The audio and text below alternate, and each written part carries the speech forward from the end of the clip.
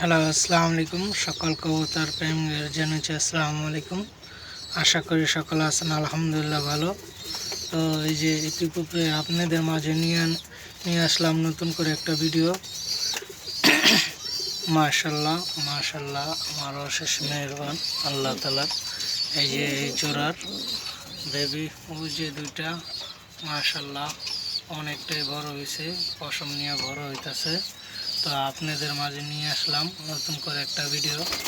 এই জোড়ার পেয়ারিংয়ের first পেয়ারিংয়ের baby যে দেখা যাচ্ছে।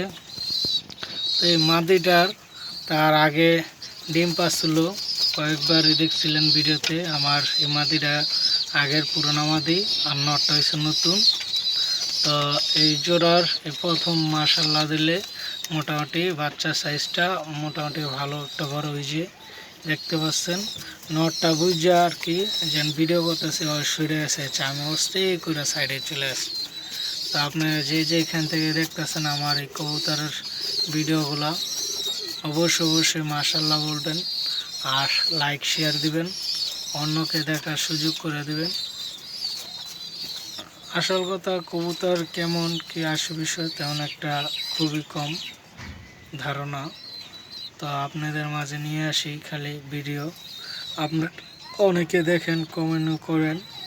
তো আমার জানা মতন সবাই ভালো কমেন্ট করবেন, অবশ্যই সবাই ভালো কমেন্ট করে। তো এই জোড়া নতুন পেয়ারিং বেবি নিলাম।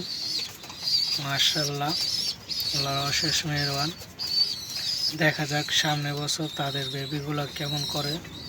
তো আপনারা যেখান থেকে দেখতেছেন তাই বা ইউটিউব চ্যানেল এবং কি ফেসবুক পেজটা সবাই লাইক শেয়ার দিবেন, অন্যকে দেখার সুযোগ করে দিবেন। ভালো থাকবেন, আল্লাহ হাফেজ, আসসালামু আলাইকুম।